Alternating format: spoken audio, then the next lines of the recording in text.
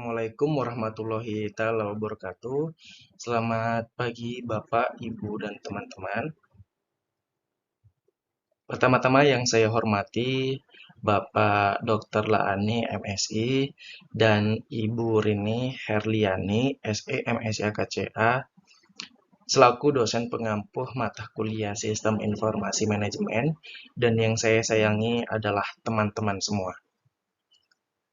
Nah, pada kesempatan kali ini, kelompok 8 akan membahas mengenai melindungi sistem informasi.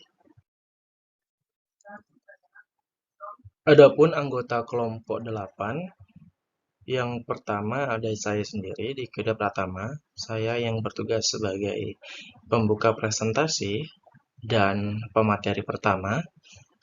Lalu ada saudara Alexander Valentinus Tarigan. Beliau yang akan bertugas menjadi pemateri kedua. Lalu yang terakhir ada saudari Sanggita Paramita Aksal. Beliau bertugas sebagai pemateri ketiga serta penutup untuk presentasi kita pada hari ini.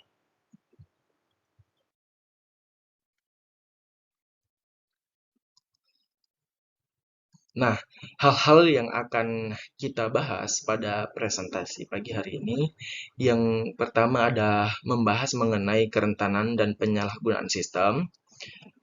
Lalu yang kedua ada nilai bisnis, keamanan, dan pengendalian. Yang ketiga ada membangun kerangka keamanan dan pengendalian. Lalu yang terakhir kami akan membahas mengenai teknologi dan sarana untuk melindungi sumber-sumber informasi. Langsung saja masuk ke subbab yang pertama. Di sini saya akan membahas mengenai kerentanan dan penyalahgunaan sistem.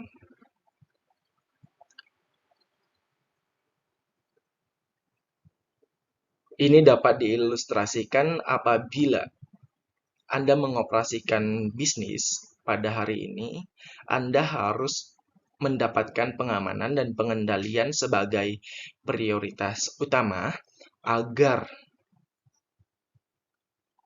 sistem Anda atau sistem perusahaan Anda aman terhadap kerentanan dan penyalahgunaan.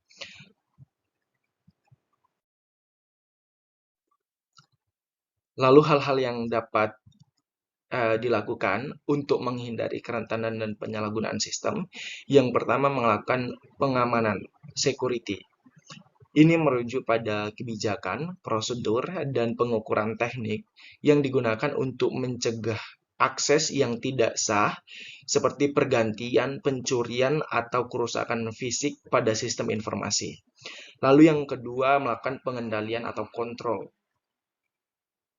Terdiri atas semua metode kebijakan dan prosedur organisasi yang menjamin keselamatan aset-aset organisasi, ketepatan dan keandalan catatan rekeningnya, serta kepatuhan operasional pada standar-standar manajemen.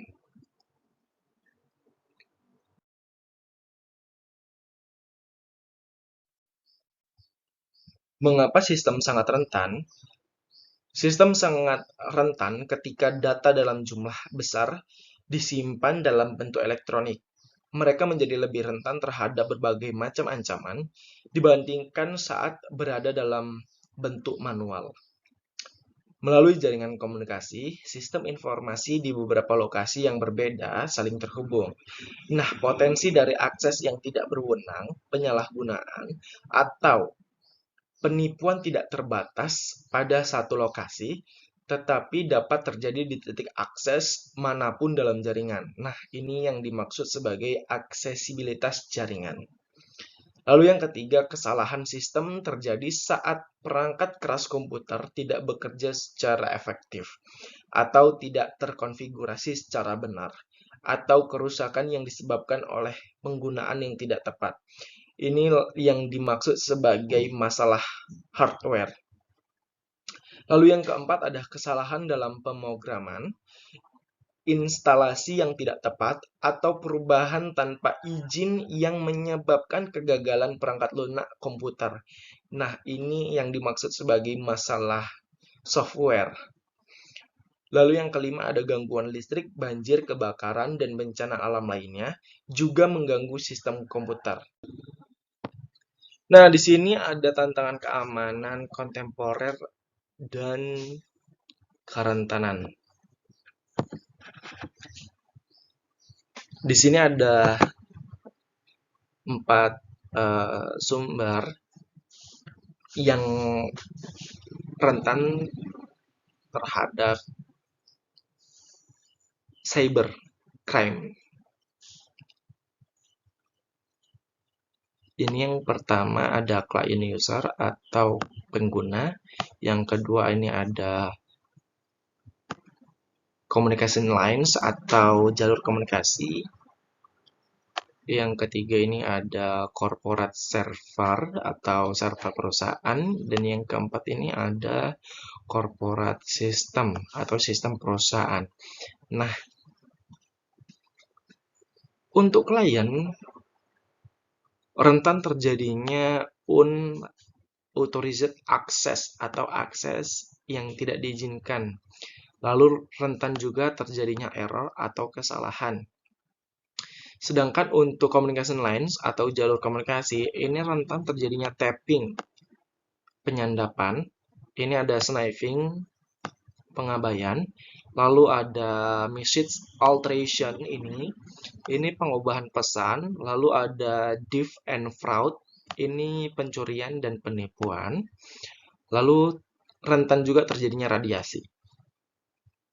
Nah, untuk server perusahaan, ini rentan terjadinya hacking atau peretasan. Rentan juga terkena virus dan worm. Ini masalah perangkat lunak yang mencurigakan.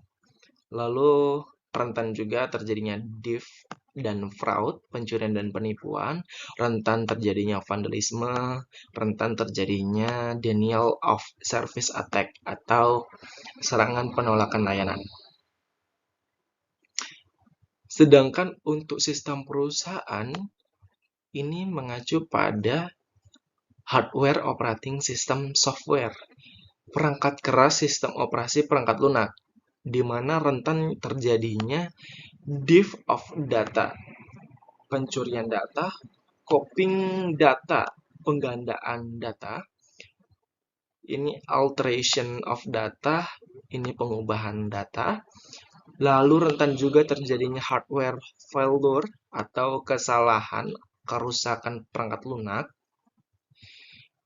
Maaf, maksud saya hardware failure ini adalah kesalahan atau kerusakan perangkat keras. Nah, sedangkan software failure ini adalah kesalahan atau kerusakan pada perangkat lunak.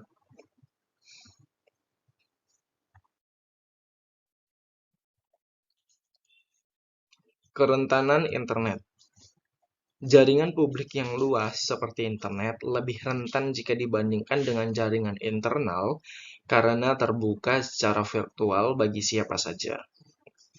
Internet begitu besar sehingga ketika terjadi penyalahgunaan akan memberikan dampak yang sangat meluas. Ketika internet menjadi bagian dari jaringan perusahaan, sistem informasi organisasi akan semakin rentan terhadap pihak luar. Komputer yang selalu terhubung dengan internet melalui kabel modem atau jalur DSL, Digital Subscriber Line, lebih terbuka terhadap penetrasi oleh pihak luar karena mereka menggunakan alamat internet tetap yang mudah untuk diidentifikasi. Layanan telepon yang berbasis teknologi internet lebih rentan dibandingkan dengan switched voice network jika tidak dijalankan pada jaringan privat yang terlindungi. Lalu kerentanan juga meningkat melalui penggunaan surel secara luas, pesan instan atau instant messaging, dan program pembagian arsip peer-to-peer. Tantangan keamanan nirkabel. Jaringan nirkabel di rumah sangatlah rentan karena jangkauan frekuensi radio sangat mudah dipindai. Bluetooth maupun jaringan Wi-Fi rawan untuk diretas oleh pencuri dengan jaringan area lokal atau LAN yang menggunakan standar 802.11 dapat dengan mudah dimasuki oleh pihak luar. Jaringan nirkabel di banyak lokasi tidak memiliki proteksi dasar melawan warp driving.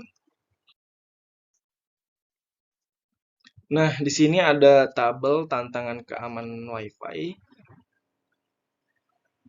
Sebentar, di mana di sini ada perangkat Wi-Fi, lalu di sini ada legitimate user atau pengguna yang sah. Nah, di sini ada penyusup, ini saya tandain. Nah, ketika perangkat yang sah dengan Wi-Fi ini terhubung, ini ada proses terhubungnya ya, di mana yang pertama ini meminta untuk tertaut atau meminta masuk ke dalam jaringan Wi-Fi. Di sini ada tantangan, lalu ada respons, terakhir sukses. Jadi ketika memang perangkat yang sah sudah sukses tertaut oleh Wi-Fi ini, maka penyusup bisa dengan mudah melakukan peretasan terhadap jaringan tersebut. Makanya tadi disebut di awal bahwa jaringan Wi-Fi ini sangat rentan untuk diretas oleh pencuri.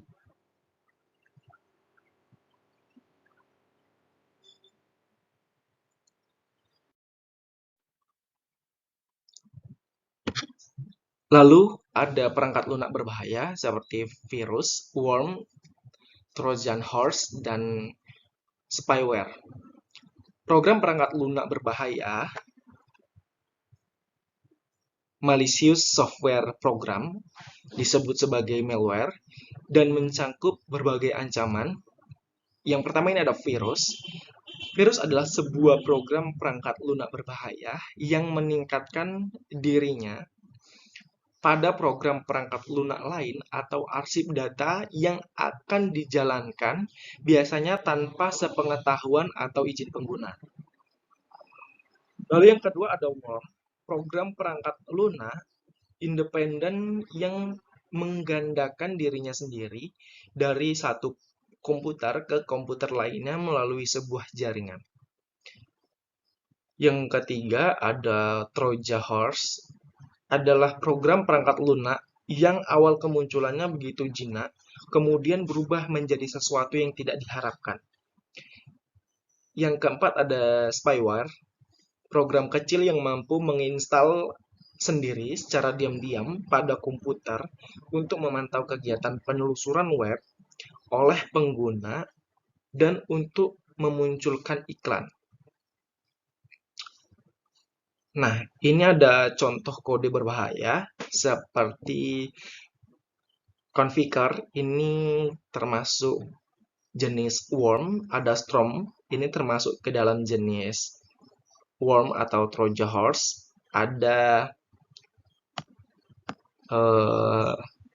sase.ftp, ini termasuk ke dalam worm, ada mydoom.e, ini worm, ada sobik.f, ini jenis worm, baru ada I love you, ini termasuk jenis virus, ada Melissa, ini termasuk ke dalam jenis virus, makro atau worm, baru ada Chi atau Chernobyl, ini termasuk jenis virus, lalu ada Bagel, ini termasuk ke dalam jenis worm.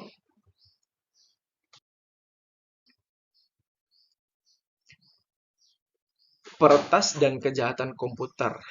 Yang pertama ada spoofing, ini menggambarkan dengan salah diri mereka sendiri dengan menggunakan alamat surel palsu atau menyamar menjadi orang lain.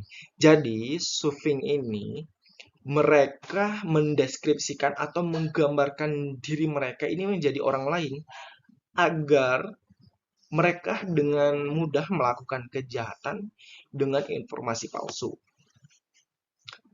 Lalu yang kedua, mengarahkan tautan web ke sebuah alamat yang berbeda dengan yang dituju, dengan adanya penyamaran situs dari tujuan yang diinginkan. Lalu yang kedua ada sniffer, program penyadapan yang memantau informasi melalui sebuah jaringan. Nah, sniffer memungkinkan peretas untuk mencuri kepemilikan informasi dari manapun dalam jaringan, termasuk pesan surel, arsip perusahaan, dan laporan rahasia. Peretas dan kejahatan komputer yang selanjutnya ada serangan denial of service. Peretas membanjiri server jaringan dan server web dengan ribuan layanan komunikasi atau permintaan palsu untuk mengacaukan jaringan. Nah, jaringan yang menerima banyak sekali permintaan dan ia tidak mampu mengikuti banyaknya permintaan tersebut sehingga layanan bagi permintaan yang sah menjadi tidak tersedia atau mati. Lalu ada kejahatan komputer. Sebagian besar kegiatan peretas adalah tindakan pidana dan kekerasan sistem yang telah dideskripsikan menjadi target dari bentuk kejahatan komputer atau computer crime.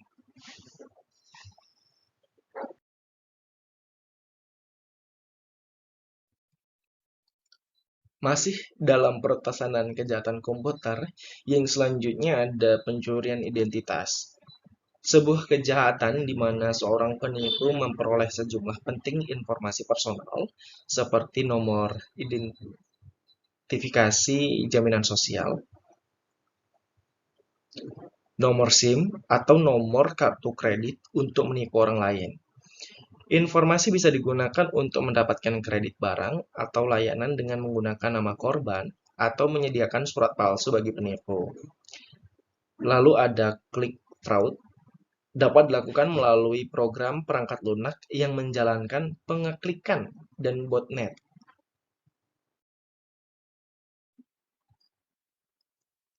Lalu yang selanjutnya ada ancaman global, cyber terrorism, dan cyber warfare.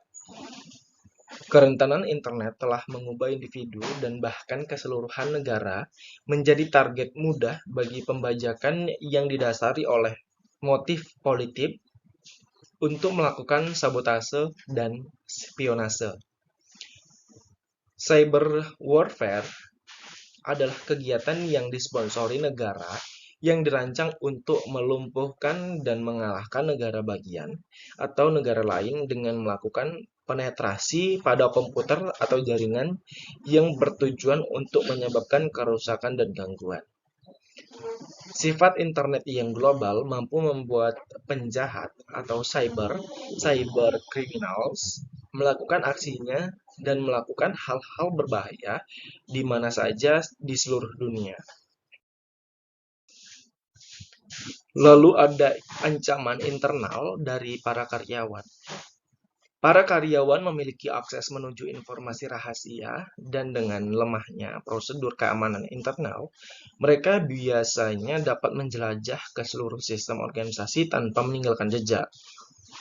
Karyawan yang tidak memiliki banyak pengetahuan adalah penyebab terbesar tunggal dari pelanggaran keamanan jaringan.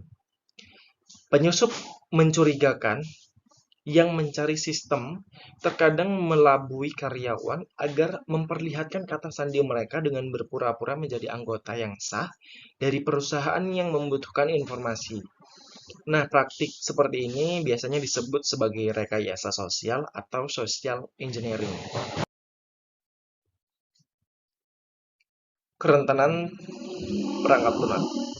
Kesalahan perangkat lunak memiliki ancaman konstan pada sistem informasi menyebabkan kerugian yang tak terhitung dalam sisi produktivitas. Permasalahan terbesar dari perangkat lunak adalah keberadaan bugs yang tersembunyi atau kode program yang cacat.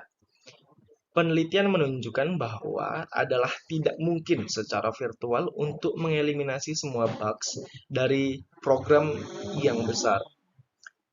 Nah, mungkin itu saja yang dapat saya bahas. Untuk materi selanjutnya akan dibawakan oleh pemateri kedua kepada saudara Alex Valentinus Tarigan Dipersilahkan untuk melanjutkan presentasinya. Terima kasih kepada pemateri sebelumnya atas kesempatan yang telah diberikan kepada saya. Selanjutnya saya akan menjelaskan tentang nilai bisnis, keamanan, dan pengendalian.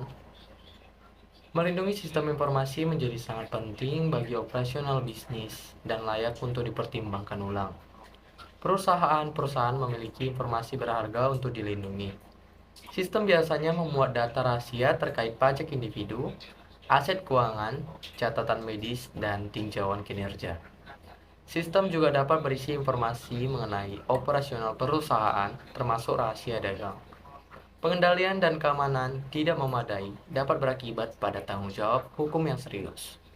Perusahaan tidak hanya harus melindungi aset informasi mereka sendiri, tetapi juga aset informasi pelanggan, karyawan, dan partner bisnis mereka. Kegagalan untuk melakukan hal tersebut dapat membuka jalan bagi perusahaan menuju gugatan yang memakan biaya akibat pemaparan data atau pencurian. Sebuah organisasi dapat dimintai pertanggungjawaban atas resiko dan kerugian yang diciptakan jika organisasi gagal untuk mengambil tindakan perlindungan yang benar guna mencegah hilangnya data yang bersifat rahasia, data perusahaan, atau pelanggaran privasi. Selanjutnya ada persyaratan hukum dan peraturan untuk manajemen arsip elektronik.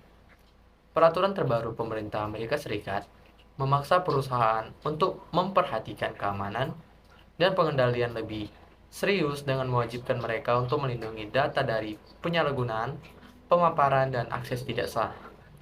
Perusahaan menghadapi kewajiban hukum baru untuk menjaga dan menyimpan catatan elektronik sebagaimana perlindungan terhadap hal-hal privasi. Jika Anda bekerja dalam industri pelayanan kesehatan, perusahaan Anda harus patuh pada undang-undang portabilitas dan akuntabilitas asuransi kesehatan atau Health Insurance Portability and Accountability Act atau disingkat HIPAA pada tahun 1996. HIPAA menekankan peraturan keamanan medis dan privasi untuk memudahkan administrasi tagihan, pelayanan kesehatan, dan transfer otomatis data penyedia, pembayaran, dan rancangan pelayanan kesehatan. HIPAA mewajibkan anggota dari layanan kesehatan untuk menjaga informasi pasien selama 6 tahun dan memastikan kerahasiaan catatan tersebut.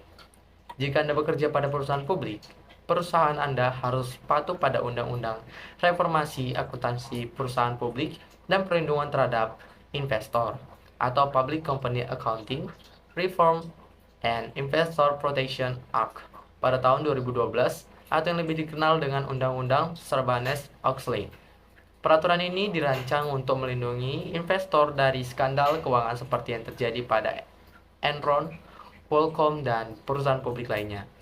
Sarbanes-Oxley Act membebankan tanggung jawab pada perusahaan dan manajemennya untuk melindungi akurasi integritas dari informasi keuangan yang digunakan secara internal ataupun yang diberikan kepada pihak eksternal. Selanjutnya barang bukti elektronik dan komputer forensik. Komputer forensik atau komputer forensik adalah pengumpulan, pengujian, autentitas, penjagaan, dan analisis ilmiah terhadap data yang terdapat atau diambil dari media penyimpanan komputer, di mana informasi dapat digunakan sebagai barang bukti di pengadilan. Komputer forensik mencakup beberapa permasalahan di bawah ini, yaitu pemulihan data dari komputer sambil menjaga keutuhan barang bukti, penyimpanan dan pengelolaan dengan aman dari data elektronik yang sudah dipulihkan, menemukan informasi penting dari sejumlah besar data elektronik, dan menampilkan informasi di pengadilan. Dan selanjutnya membangun kerangka kerja untuk pengamanan dan pengendalian. Yang pertama ada pengendalian sistem informasi. Pengendalian sistem informasi baik manual maupun otomatis terdiri dari kendali umum dan aplikasi. Kendali umum atau general controls berpengaruh atas desain, keamanan, dan penggunaan program komputer, dan keamanan arsip data secara umum dari semua infrastruktur teknologi informasi perusahaan. Selanjutnya adalah kendali aplikasi atau application control, adalah pengendalian khusus dan spesifik pada setiap aplikasi yang terkomputerisasi secara proses pembayaran dan pemesanan. Kendali aplikasi dapat dikelompokkan menjadi 3 bagian, yaitu yang pertama, kendali input, 2, kendali pemrosesan, dan ketiga, kendali output. Selanjutnya adalah penilaian risiko. Penilaian risiko atau risk assessment menentukan keadaan tingkat risiko perusahaan jika sebuah risiko, tindakan atau proses yang spesifik tidak dapat dikendalikan sebagaimana mestinya. Tidak semua risiko dapat diantisipasi dan diukur, tetapi sebagian besar bisnis akan dapat memperoleh beberapa pemahaman seputar risiko yang dihadapi. Sebagai contoh, jika sebuah peristiwa memiliki probabilitas kejadian tidak lebih dari 1 kali setahun, dengan nilai kerugian bagi perusahaan maksimal $1.000, tidaklah bijak untuk menghabiskan $20.000 dalam mendesain dan melakukan pemeliharaan pengendalian untuk melindungi perusahaan dari peristiwa ini. Namun jika sebuah peristiwa yang sama dapat terjadi minimal 1 kali dalam sehari, dengan potensi kerugian lebih dari $300.000 dalam 1 tahun, menghabiskan biaya sebesar $100.000 untuk pengendalian dapat dikatakan sudah tepat. Selanjutnya, kebijakan keamanan. Kebijakan keamanan atau security policy terdiri atas pernyataan peringkat risiko informasi, mengidentifikasi tujuan keamanan yang dapat diterima, dan mengidentifikasi mekanisme untuk mencapai tujuan tersebut. Kebijakan keamanan mendorong kebijakan lainnya dalam menentukan penggunaan sumber daya informasi perusahaan yang dapat diterima dan siapa saja anggota perusahaan yang memperoleh akses kepada aset informasi tersebut. Sebagai contoh, kebijakan keamanan di Unilever, perusahaan multinasional raksasa barang konsumsi sehari-hari, mengharuskan setiap karyawannya untuk menggunakan perangkat komputer yang telah ditetapkan dan memakai kata sandi atau metode identifikasi lainnya saat memasuki jaringan perusahaan. Selanjutnya, perencanaan pemulihan bencana dan perencanaan kesinambungan bisnis. Perencanaan pemulihan bencana atau disaster recovery planning adalah sebuah alat merancang rencana untuk merestorasi komputasi dan layanan komunikasi setelah perusahaan mengalami gangguan.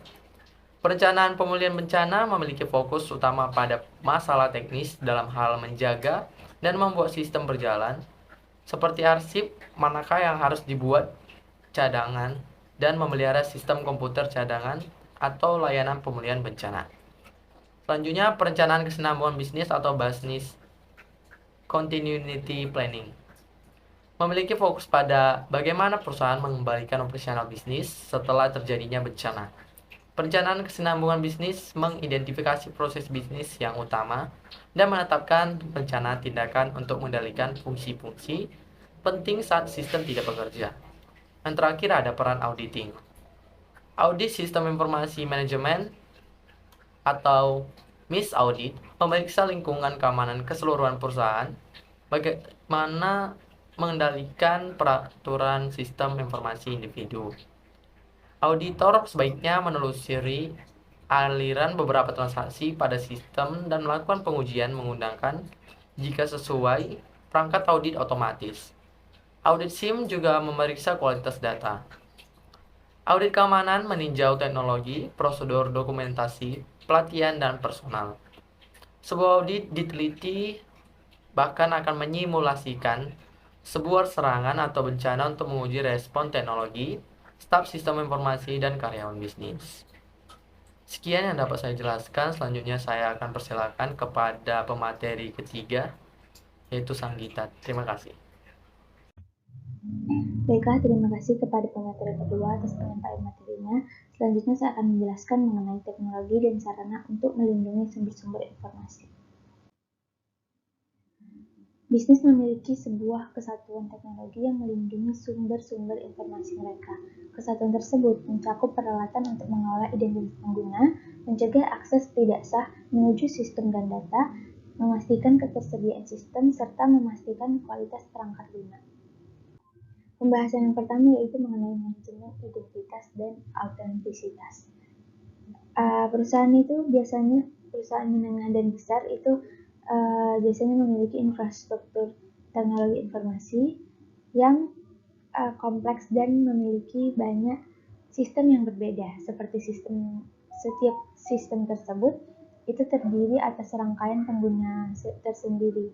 Perangkat lunak manajemen identitas mengotomatiskan proses pelacakan kepada setiap pengguna dan hak istimewa pada sistem mereka, memberikan setiap pengguna sebuah data identitas digital khusus untuk mengakses sistem. Perangkat lunak ini itu meliputi perangkat untuk peralatan untuk autentisitas pengguna, perlindungan identitas pengguna, dan pengendalian akses pada sumber sistem.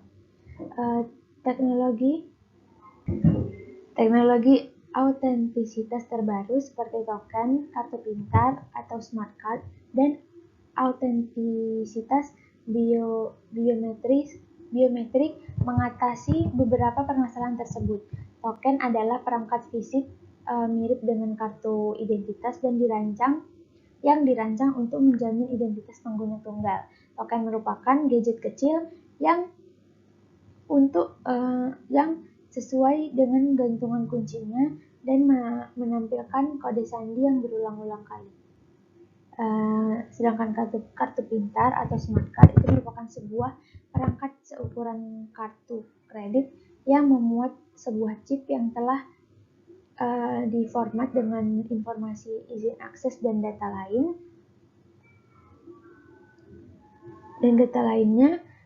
Kartu pintar itu juga digunakan pada sistem pembayaran elektronik, sebuah perangkat pembaca yang menerjemahkan duit pada kartu pintar dan mengizinkan atau menolak aksesnya.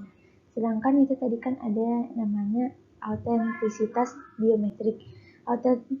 Autentisitas biometrik itu menggunakan sistem yang dapat membaca dan menerjemahkan sistem perorangan manusia seperti sidik jari, selaput pelangi, dan suara untuk mengizinkan atau menolak akses. Itu seperti yang kita lihat, seperti ada fingerprint yang untuk absen-absen di sekolah-sekolah gitu, terus di kantor, itulah namanya autentisitas biometrik. Baik, selanjutnya ada firewall, sistem deteksi gangguan dan perangkat lunak antivirus. Tanpa perlindungan terhadap malware dan penyusup, terhubung dengan internet akan menjadi sangat berbahaya. Firewall, sistem gangguan, dan perangkat lunak antivirus telah menjadi sarana bisnis yang esensial. Yang pertama kita akan membahas firewall.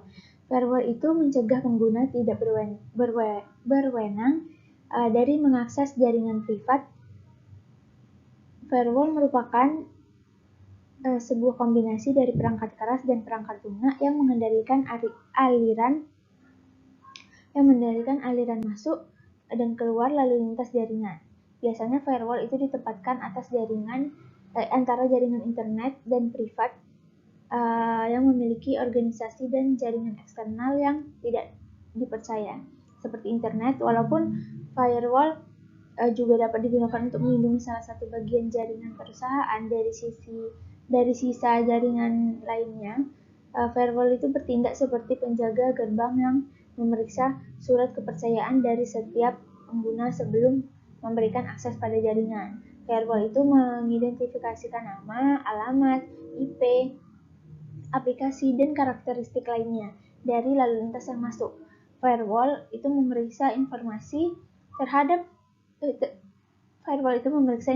tersebut terhadap peraturan pengaksesan yang telah diprogram ke dalam sistem oleh administrator jaringan. Firewall itu menahan komunikasi tidak sah ke dalam dan keluar jaringan. Pada organisasi besar, firewall itu biasanya diletakkan pada komputer yang dirancang khusus dan terpisah dari sisa jaringan, sehingga tidak ada permintaan masuk secara langsung untuk mengaksesnya. Untuk mengakses sumber jaringan privat, terdapat sejumlah teknologi pemeriksaan firewall, meliputi jaringan paket statistis, terus stateful inspection, translasi alamat jaringan, dan penyaringan proxy aplikasi. Mereka itu sering digabungkan penggunaannya untuk memberikan perlindungan firewall.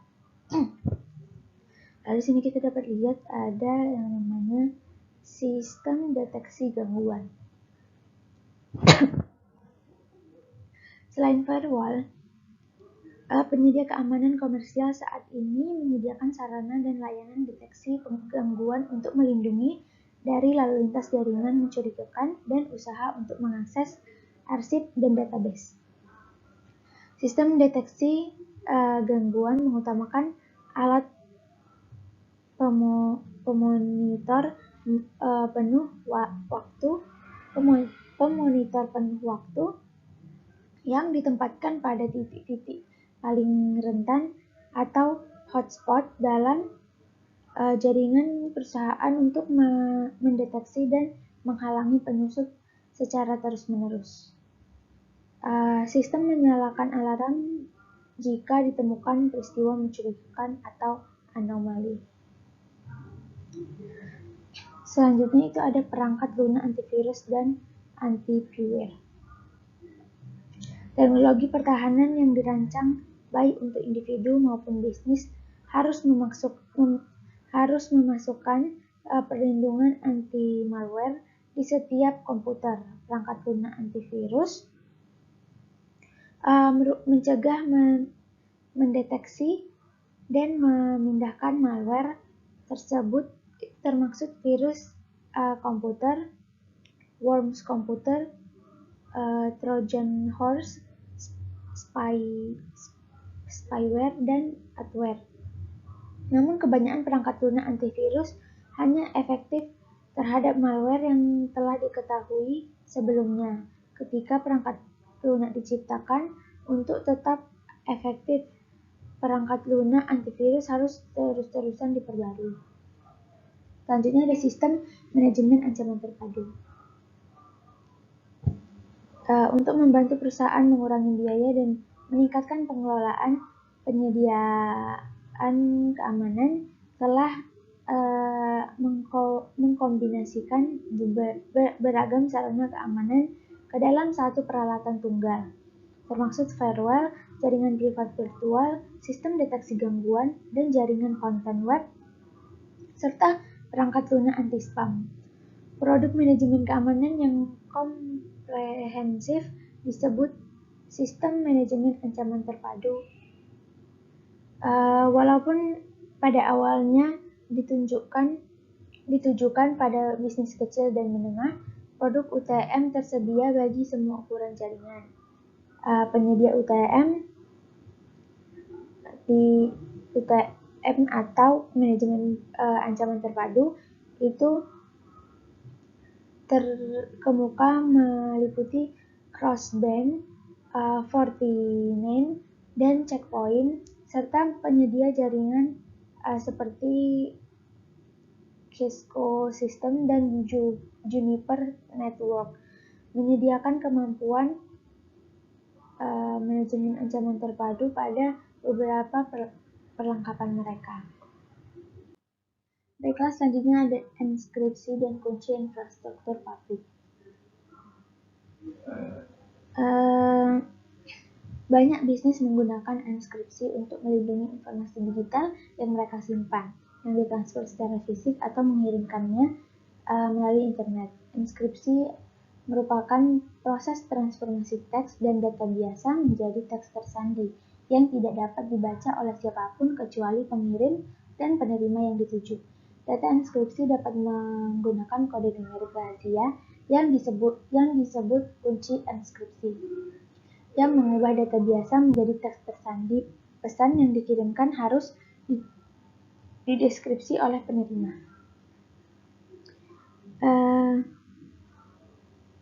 Permasalahan dengan skema enskripsi simetris adalah bahwa kunci tersebut bagaimanapun harus dibagikan antara penerima dan pengirim, di mana penyikapan kunci kepada pihak luar itu memungkinkannya untuk menghalangi dan mendeskripsi kunci. Bentuk lain dari enskripsi yang lebih aman disebut enskripsi kunci publik, yaitu menggunakan dua kunci. Satu digunakan untuk berbagi atau dengan publik, dan satu lagi benar-benar privat seperti yang dituju. Dan yang kedua itu benar-benar privat. Kunci-kunci tersebut itu berhubungan secara matematis sehingga data yang terenkripsi menggunakan satu kunci dan dideskripsi menggunakan kunci yang lainnya. Untuk mengirim dan menerima pesan, para pelaku komunikasi terlebih dahulu menciptakan pasangan terpisah antara kunci privat dan publik. Kunci publik itu disimpan dan dalam sebuah direktori, dan kunci privat itu harus disimpan secara rahasia.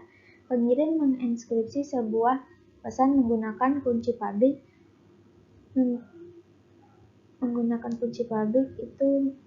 Kunci publik milik penerima. Pada saat menerima pesan, penerima menggunakan kunci privat pengirim untuk mendeskripsikannya. Sertifikat digital atau digital certificate itu merupakan arsip data yang digunakan untuk menetapkan identitas pengguna dan aset elektronik untuk perlindungan transaksi online. Sistem sertifikat digital menggunakan pihak ketiga yang dipercaya yang dikenal sebagai otoritas sertifikasi atau Certificate Authority atau CA. Untuk memvalidasi identitas pengguna, terdapat banyak CA di Amerika Serikat dan di seluruh dunia, termasuk Symeter, GoDaddy, dan Komodo. CA itu memeriksa sertifikat digital identitas pengguna online. Informasi ini itu ditaruh ke dalam server CA yang mengumpulkan sertifikat digital yang telah terinskripsi, yang berisi informasi identitas pemilik dan salinan kunci publik yang dimiliki pada pemilik yang telah ditetapkan. CA membuat kunci publiknya tersedia dalam bentuk cetakan atau mungkin pada internet. Penerima pesan yang telah terinskripsi menggunakan kunci publik CA untuk membaca sandi sertifikat digital yang disematkan pada pesan, memeriksa apakah ia telah dikeluarkan oleh CA.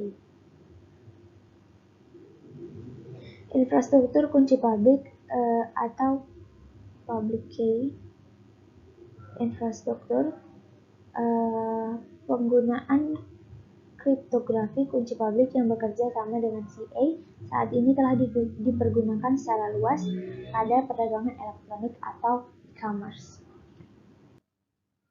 Baik, selanjutnya menjaga ketersediaan sistem. Ketika perusahaan banyak menggantungkan pendapatan dan operasionalnya pada penggunaan jaringan digital, mereka perlu mengambil langkah tambahan untuk memastikan bahwa sistem dan aplikasi mereka itu selalu tersedia. Perusahaan yang bergerak pada industri perbankan atau layanan keuangan dengan aplikasi penting yang mengharuskan proses transaksi online telah menggunakan sistem komputer fault tolerant selama bertahun-tahun untuk memastikan 100% ketersediaan. Pada pemroses transaksi online, transaksi yang dimasukkan secara online dengan segera diproses oleh komputer. Perubahan yang sangat beragam pada database pelaporan dan penerimaan dan permintaan akan informasi terjadi dengan sangat cepat. Sistem komputer fault tolerant terdiri atas perangkat keras, perangkat lunak, dan komponen daya listrik yang berlebih untuk menciptakan lingkungan yang memberikan layanan berulang-ulang tanpa gangguan. Komputer fault tolerant menggunakan perangkat lunak rutin maupun self-checking logic yang dibangun ke dalam sirkuit mereka untuk mendeteksi kesalahan pada perangkat keras dan secara otomatis beralih kepada perangkat cadangan. Bagian dari komputer ini dapat dipindahkan atau diperbaiki tanpa mengganggu sistem komputer. Dalam menjaga ketersediaan sistem, ada dua hal yang harus kita perhatikan. Yang pertama itu pengendalian lalu lintas jaringan, yaitu inspeksi paket mendalam. Sebuah teknologi yang disebut inspeksi paket mendalam itu membantu mengatasi masalah-masalah tersebut. Inspeksi paket mendalam menguji arsip data dan memilah materi online yang memiliki prioritas rendah dan menetapkan prioritas yang lebih tinggi untuk arsip-arsip bisnis yang penting. Berdasarkan prioritas yang ditetapkan oleh operator jaringan, inspeksi paket mendalam menentukan paket data mana yang dapat melanjutkan ke tujuannya atau mana yang harus diblokir atau ditahan saat lalu lintas dari data yang lebih bagus diproses. Dengan menggunakan sistem inspeksi paket mendalam dari Allowed Communication, Voltage mampu untuk menutup sejumlah lalu lintas berbagi arsip dan menetapkannya sebagai prioritas yang lebih rendah. Lalu lintas jaringan yang dihendaki voltage itu menjadi lebih cepat. Lalu yang kedua tadi ada penggunaan ahli daya untuk keamanan. Banyak perusahaan, terutama bisnis kecil, kekurangan sumber daya atau ahli untuk menyediakan lingkungan komputasi dengan ketersediaan tinggi yang aman. Mereka dapat melakukan ahli daya berbagai fungsi pengamanan kepada Managed Security Service Provider atau MSSPS yang memonitor aktivitas dan jaringan serta melakukan pengujian kerentanan dan deteksi gangguan. SecureWorld, BT Managed Security Solution Group, dan Symantec adalah penyedia layanan MSSP terkemuka. Baik, selanjutnya mengenai isu keamanan terhadap cloud computing dan mobile digital platform. Walaupun cloud computing dan perkembangan mobile digital platform memiliki potensi yang memberikan keuntungan yang besar, keduanya mempunyai tantangan dalam hal keamanan dan keandalan. Di sini saya akan mendeskripsikan tantangan-tantangan tersebut dan bagaimana menanganinya. Yang pertama itu ada keamanan dalam cloud computing. Ketika kegiatan pemrosesan terjadi dalam cloud computing, akuntabilitas dan tanggung jawab untuk perlindungan data sensitif masih berada pada perusahaan yang memiliki data tersebut. Memahami bagaimana penyedia cloud computing mengorganisasi layanan dan mengelola data menjadi hal yang penting. Cloud computing sangat terdistribusi. Aplikasi cloud computing berada pada pusat data dan server yang sangat jauh yang menyediakan layanan bisnis dan manajemen data untuk banyak klien korporasi. Untuk menghemat uang dan menjaga biaya tetap rendah, penyedia layanan cloud computing biasanya mendistribusikan pekerjaan pada pusat data di seluruh dunia, di mana pekerjaan itu dapat paling efisien diselesaikan. Ketika Anda menggunakan cloud computing, Anda tidak akan mengetahui secara pasti di mana data Anda sedang dikerjakan. Dan sifat cloud computing yang berpencar-pencar membuatnya sulit untuk melacak aktivitas tidak sah.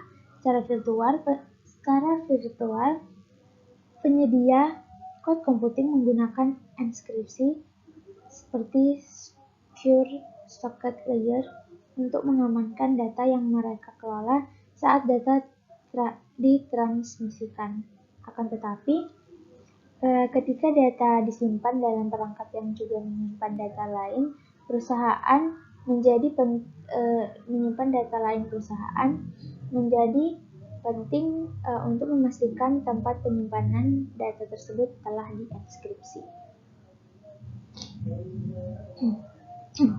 Pengguna cloud computing perlu menginformasi menentukan di mana data mereka disimpan dan dilindungi pada tingkat seperti apa untuk memenuhi persyaratan perusahaan mereka. Perusahaan sebaiknya menetapkan penyedia layanan cloud computing agar menyimpan dan memproses data pada wilayah hukum tertentu serta mengikuti aturan kerahasiaan sesuai hukum wilayah tersebut.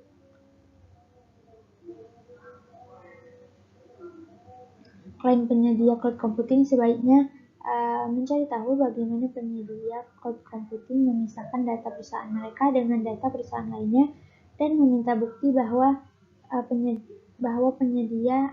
mekanisme enkripsi telah diterapkan. Hal yang juga sangat penting adalah mengetahui bagaimana penyedia cloud computing akan memproses jika sebuah bencana terjadi.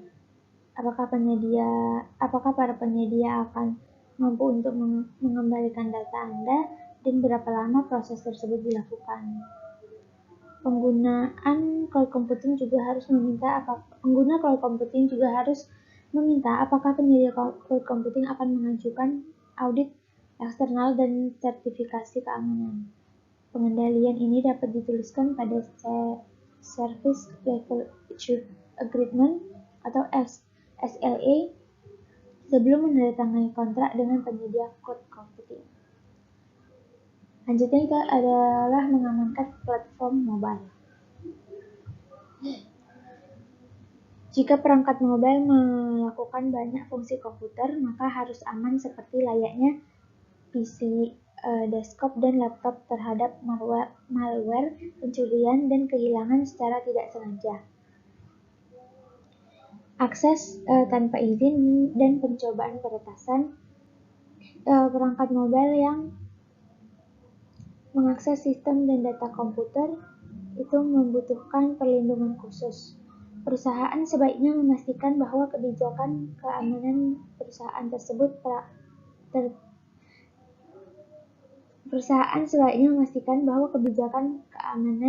perusahaan termasuk perangkat mobile dengan detail tambahan bagaimana perangkat mobile dilindungi dan digunakan. Mereka akan membutuhkan peralatan manajemen perangkat mobile untuk memberikan izin pada semua perangkat yang digunakan. Untuk menjaga kekuatan catatan persediaan dalam semua perangkat, pengguna, dan aplikasi mobile untuk mengendalikan pembaruan pada aplikasi, dan mengunci atau menghapus perangkat yang hilang atau dicuri sehingga mereka tetap aman. Perusahaan sebaiknya mengembangkan pedoman penetapan platform mobile yang disetujui dan aplikasi perangkat lunak sebagaimana perangkat lunak yang dibutuhkan beserta prosedur untuk mengakses sistem perusahaan dari jarak jauh. Perusahaan sebaiknya menginskripsi komunikasi jika memungkinkan. Semua pengguna perangkat mobile disarankan untuk menggunakan fitur kata sandi yang ditemukan di setiap smartphone. Produk keamanan mobile disediakan oleh Kaspersky, Lookout, dan Drop8 Security. Baiklah, selanjutnya yaitu mengenai menjaga kualitas perangkat lunak. Sebagai tambahan untuk mengimplementasikan keefektifan keamanan dan pengendalian, organisasi dapat meningkatkan kualitas dan keandalan perangkat lunak dengan menggunakan matriks perangkat lunak dan pengujian perangkat lunak yang ketat. Matriks perangkat lunak itu merupakan penilaian objektif dari sistem dan dalam bentuk pengukuran yang terkuantifikasi. Penggunaan matriks yang sedang berjalan memungkinkan Departemen Sistem Informasi dan pengguna akhir untuk bersama-sama mengukur kinerja sistem dan mengidentifikasi permasalahan yang terjadi. Contoh matriks perangkat lunak termasuk jumlah transaksi yang dapat diproses dalam unit waktu yang terspesifikasi, waktu respon online, dan nomor cek gaji yang dicetak setiap jam, serta sejumlah bug pada setiap ribuan garis dari kode program. Agar matriks berjalan sukses, mereka harus dirancang dengan hati-hati, formal, objektif, dan digunakan secara konsisten. Baiklah, sekian penjelasan dari saya yang merupakan akhir dari materi kita, yaitu mengenai melindungi sistem informasi yang telah disampaikan oleh kami kelompok 8. Mungkin apabila ada pertanyaan yang teman-teman ingin ajukan atau sanggahan dari kelompok lain, itu bisa kita diskusikan pada pertemuan kita besok. Sekian dari kami, lebih dan kurangnya kami mohon maaf. Wabillahi taufiq wal hidayah. Wassalamualaikum warahmatullahi wabarakatuh.